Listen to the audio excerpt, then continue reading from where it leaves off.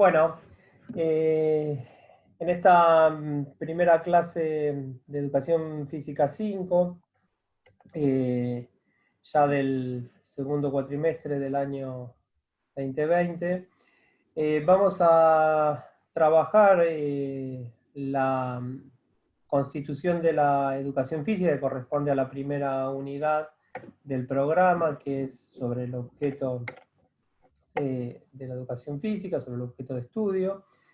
Y el primer punto que tenemos de la unidad, lo vamos a ir haciendo junto con Ricardo, es conversar sobre la constitución de la educación física. Acá la primera idea un poco que tenemos, digamos, para ir conversando es, bueno, digamos, cómo se va constituyendo la educación física y qué es posible también esa constitución de la educación física, en donde nos parece importante hacer un abordaje y analizar, bueno, aunque sea brevemente en este video, ustedes van a tener un texto también para hacer lectura y van a tener espacios de consulta. ¿Cómo ha sido ese pasaje entre la gimnástica o la reforma de la gimnástica más propiamente dicha hacia la constitución de la educación física? Bueno, ahí en el texto que nosotros tenemos, ahí Ricardo da varias ideas y varias referencias, digamos, para pensar esa relación. No sé si vos ahí, Ricardo, querés mencionar alguna cosa en Sí, particular. a mí me parece que una cosa importante para decir en este preciso momento de tu charla es que distintos historiadores han fijado la constitución de la educación física en lugares muy distintos, algunos en la prehistoria, otros en la Grecia clásica. El concepto que me gustaría dejar claro es que son distintas maneras de ver y de hacer la historia. Nosotros, más que una historia, hacemos una genealogía, es decir, más que preocuparnos por el momento en que las cosas pasaron, momento que nunca vamos a conocer tal y como fue, porque toda historia es una reconstrucción, planteamos que en realidad en la historia hay una serie de rupturas, por lo que ahí donde algunos autores ven una continuidad entre ese término que se mantuvo durante 24 siglos, que fue la palabra gimnástica, y la educación física, nosotros vemos claramente una ruptura y el texto, y me gustaría que en este video quedara también claro, nosotros planteamos que más que una continuidad, más que como siguiendo a la gimnástica, la educación física se levanta contra la gimnástica. Es decir, plantea una educación, una idea de la educación del cuerpo absolutamente diferente. Esa idea está muy bien plasmada, por eso el texto la recoge, o por lo menos para nosotros está muy bien plasmada en el pasaje de la anatomopolítica a la biopolítica, tal como lo relató o como lo concibió y lo escribió Michel Foucault. Hacia fines del siglo XIX, aproximadamente 1880, 1890, se produce ese fenómeno que vos ya nombraste, que es la reforma de la gimnástica, y que está llevado adelante por un conjunto de fisiólogos, políticos, expertos, pedagogos, pero bueno, fundamentalmente por los fisiólogos y por médicos, ¿no? Y que eso va a cambiar el modo de pensar a la educación física y el modo de hacerla a la educación física. Ese concepto de ruptura en la historia me parece que me gustaría que quede claro. Sí, inclusive pensando ese concepto de ruptura, también no corresponde, después lo podemos ver en las otras unidades, sobre todo en la parte de los contenidos, pero ya que mencionas este concepto de ruptura, digo, también vamos a encontrar algo similar con la idea, o haciendo un seguimiento en la historia del deporte, digamos. Porque hay distintos autores, como vos mencionabas, que también dan como una continuidad del deporte, ¿no? De la Grecia antigua hasta nuestros días, digamos, y se lo suele presentar en una idea de evolución. Y lo que encontramos, está bien, esto lo veremos más adelante, con muchísimo más detalle, precisión, es también una ruptura, digamos, de cuándo aparece el deporte, como lo conocemos hoy en día, como una práctica, digamos, de la alta sociedad inglesa sobre fines entre siglo XVII, siglo XVIII, y también hay ahí para hacer una relación, esto que también mencionabas, entre el anátomo política y una biopolítica, digamos, haciendo también una cuestión genealógica, digamos, es decir, hay una cosa que, bueno, en el modo en que pensamos la historia efectivamente no es una cierta continuidad, linealidad, sino que vamos encontrando como ciertas rupturas que permiten, digamos, que antes un discurso no estaba y emerja ese discurso y arma toda una práctica completamente distinta, digamos.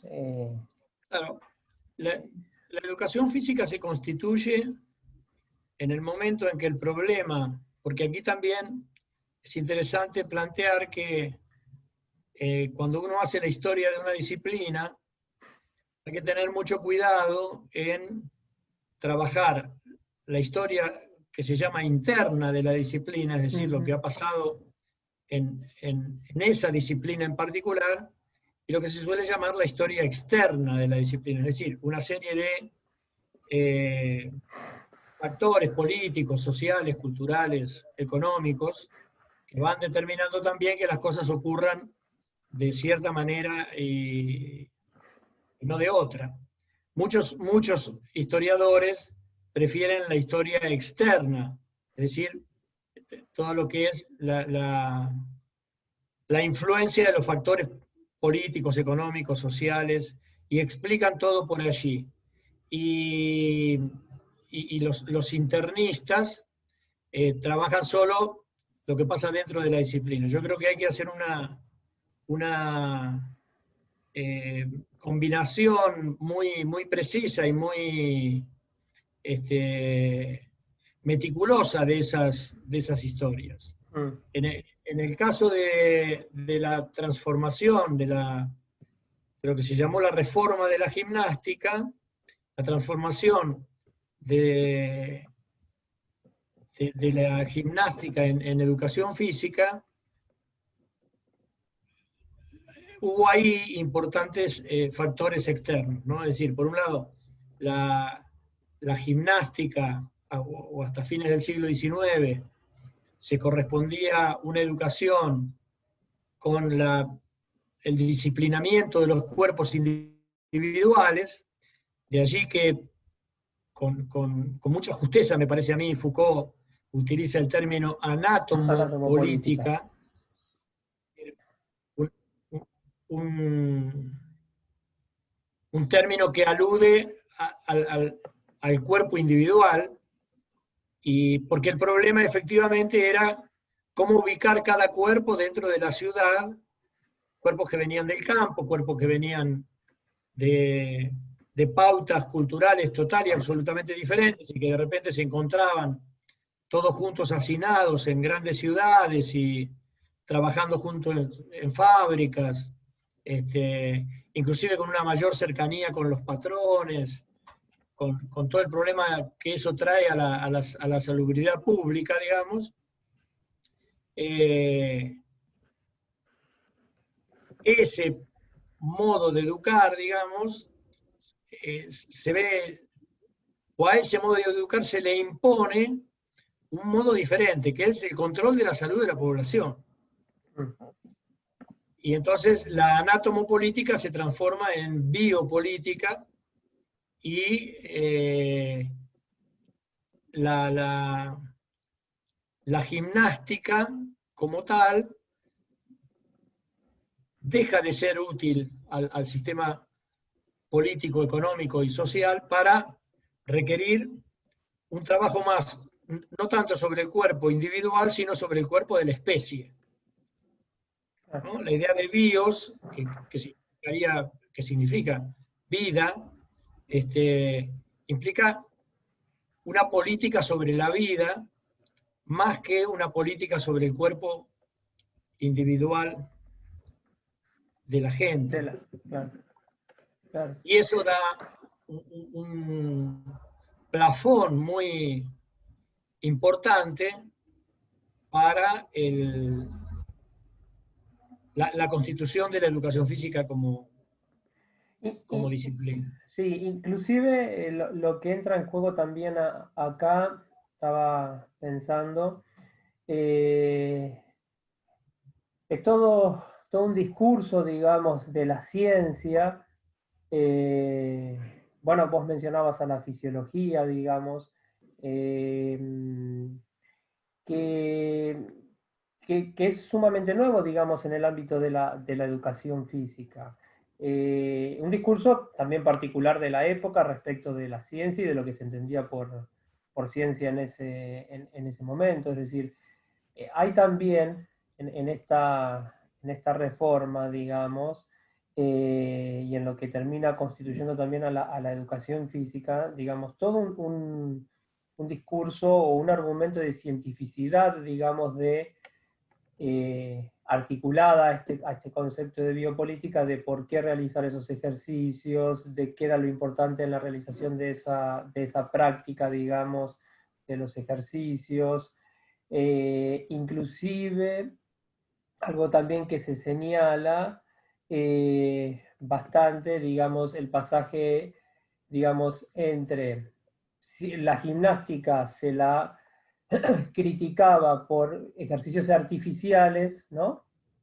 Y no tenían ese carácter de cientificidad, digamos, y no eran ejercicios que ponían, digamos, en juego todo lo que la fisiología, la anatomía, la química de la época estaba pretendiendo, que acá también es interesante, digamos, del organismo, digamos, que es lo que también se va a entender y que va a instaurar ahí por cuerpo, ¿no? Sí, ahí hay varios problemas interesantes en lo que estás planteando, porque por un lado hay un concepto de ciencia, que es el corolario de la ciencia moderna, que comienza con Galileo y Descartes, siglo XVII, transcurre por toda la gran síntesis newtoniana, y hay un supuesto de que la ciencia es fundamentalmente experimental,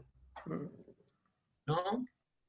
Allí la medicina en su mezcla, más que en su mezcla, en su articulación con la química, produce la fisiología, y la fisiología entre el siglo XVIII y el siglo XIX va a determinar un cuerpo, digamos, un cuerpo de la ciencia, por decirlo de alguna manera. Fundamentalmente a favor de que Descartes deja el cuerpo del lado de la naturaleza, ¿no? Si amarra el ser al pienso, el cuerpo queda obviamente del lado de la naturaleza, y por esa brecha, por esa vía, la ciencia hace su ingreso y estudia el cuerpo en tanto organismo, en tanto organización de órganos y funciones. Eso, por un lado, digamos, hay una idea de ciencia que también tiene su influencia de una manera muy, muy grande. Y en relación con lo que decíamos de la historia, así como nosotros planteamos que es preciso tener en cuenta tanto la historia interna de las disciplinas como la historia externa, es decir, la que le ha ido acompañando y de alguna manera también haciendo valer sus influencias para que tome tal o cual camino, nosotros también planteamos no hacer la historiografía de los hechos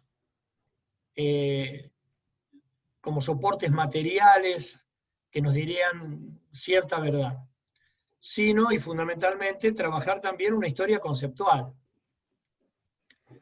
Entonces, así como decíamos, y vos traías oportunamente, digamos, a los deportes, así como desde el punto de vista fenoménico, la constitución de la educación física en Europa fundamentalmente implicó la importación de los deportes británicos al continente europeo para suplantar como forma de educación del cuerpo a la gimnástica alemana, que para dar una brevísima síntesis, era algo así como los rudimentos de lo que hoy conocemos como gimnasia artística y deportiva.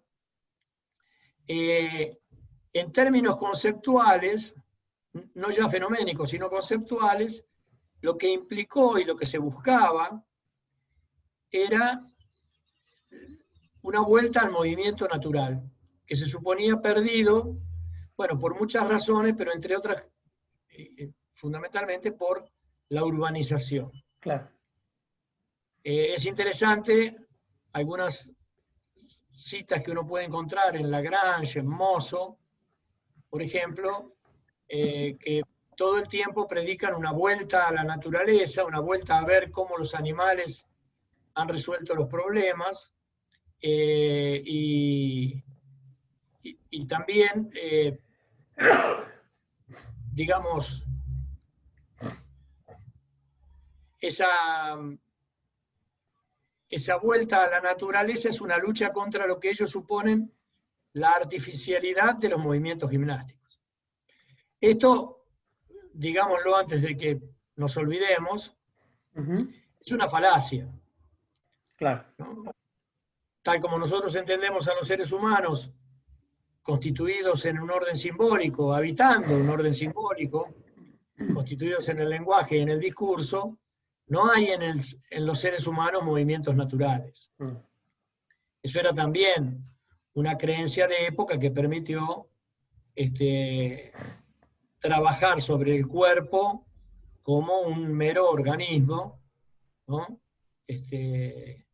Y bueno, desarrollar los estudios sobre el cuerpo en una dirección que hoy conocemos, me parece que falsamente, como de las ciencias naturales, porque la fisiología humana, por lo menos, no es una ciencia natural, es una ciencia que claramente intenta dar razón de los comportamientos humanos. O sea,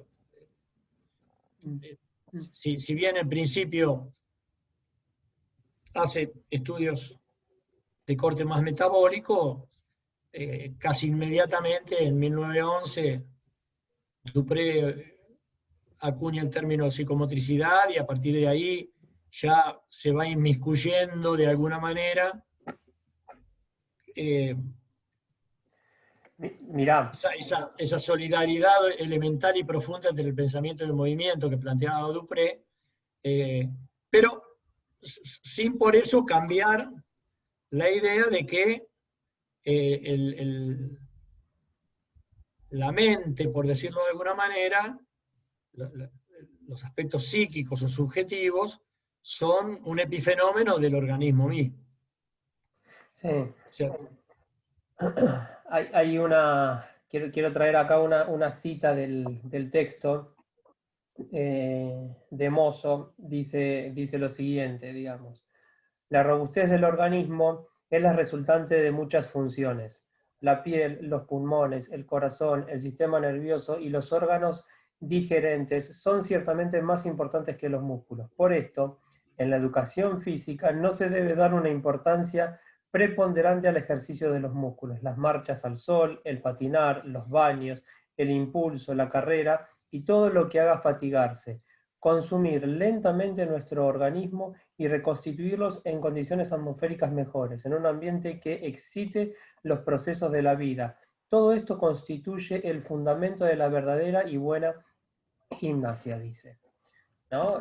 O sea, el tipo de cuerpo que van pensando, el tipo de cómo van trabajando, digamos, la idea del organismo articulado a este cuerpo que vos estabas mencionando y al cual se empieza a constituir aquí en la, digamos, en el sintagma, digo, de física, ¿no? De educación física, que esto está abordada también en otros textos y en otros problemas, digamos, ¿qué es lo que se entiende por cuerpo? ¿Qué es lo que queda constituido por cuerpo? Y cómo esa idea inclusive entre organismo y naturaleza, vos decís, bueno, yo creo que hoy, inclusive no sé, es legada, ¿sí? Me parece que hoy uno de los grandes problemas, digamos, por lo menos que nosotros avisoramos en nuestros distintos estudios, es que el problema, la idea de que hay una naturaleza, ¿no? De que existe una naturaleza en los seres humanos, en fin, que está, en la educación física lo habla de movimiento natural, lo habla de habilidades motoras básicas, en su momento aparece la respuesta también, una especie de conducta motora como respuesta ante una estimulación, digamos. ¿Cuántas veces a las clases se las denomina estímulos articuladas en su idea con el organismo? En fin, hay como varias cosas que siguen estando, me parece, y hoy Sí, con mucha claro. fuerza. Inclusive yo diría, con vueltas Mm, importantes, ¿no? Porque quizás aquí me desvío un poco y toco temas que son objeto de nuevas clases, ¿no? Como es toda la consideración de la ciencia. Si bien la epistemología de la ciencia, eh, o mejor, la ciencia del siglo XX, se constituye en un, digamos, como ciencia teórica y probabilística, a partir de los descubrimientos de Einstein, y todo el desarrollo de la física cuántica, hoy por hoy yo creo que se asiste a una vuelta a cierta epistemología naturalista. mm. Eso está marcado, me parece a mí, muy claramente en todo este gran auge de las neurociencias, particularmente, que digamos, van como siendo teorías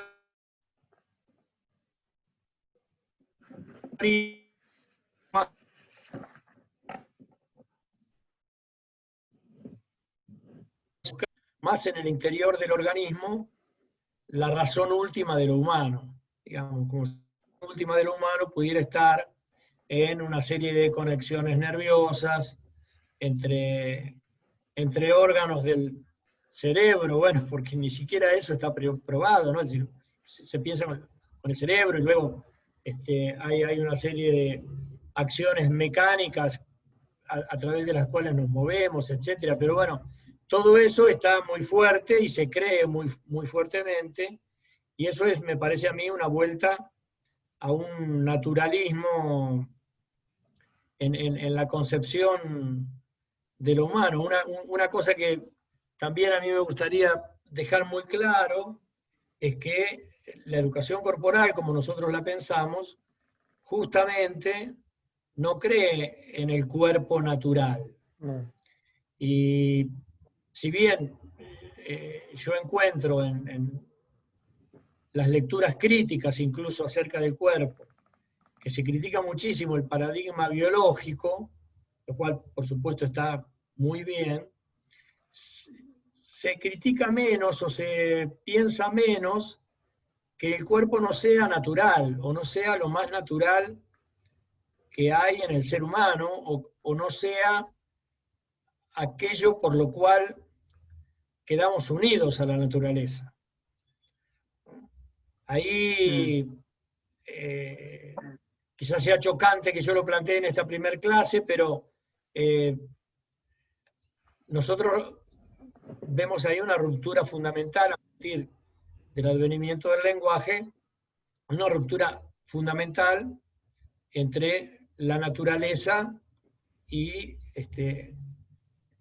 lo humano, ¿no? Es decir, a mí me gusta una frase de Luis Beares, que él dice, el lenguaje arranca a los seres humanos de la naturaleza y los deposita en otro lugar. Y ese lugar es el lenguaje y el discurso, ese lugar es el orden simbólico, y es ahí donde un ser humano se constituye. Ese hecho fundamental, ese arrancamiento de la naturaleza, hace ya del cuerpo humano, aún sin negar sus aspectos biológicos, pues sería ridículo negar que un músculo existe o que tenemos un corazón que bombea 70 veces por minuto o que respiramos 13 veces por minuto. Sería ridículo negar eso, pero ese hecho, ese arrancamiento de la naturaleza, esa ruptura de la connaturalidad que hay entre el animal y la naturaleza, hace ya del cuerpo humano una cosa absolutamente distinta de aquello que la educación física concibe como organismo o como cuerpo del ser humano, que es el organismo, ¿no? Inclusive esa organización de órganos y funciones no sería tal si no existiera el lenguaje. Los animales no tienen ninguna clase de conciencia, de noción de tener un cuerpo. Son un cuerpo directamente. Nosotros no. Nosotros tenemos un cuerpo porque justamente el lenguaje abre ahí una brecha entre el organismo y el sujeto. Alguien que puede decir yo tengo un cuerpo es porque en algún lugar se está situando fuera del cuerpo, lo está considerando de otro modo. Mira, no sé si podemos seguir, digo. Yo haría un corte y en todo caso vemos luego si podemos ver otro video y dejarle a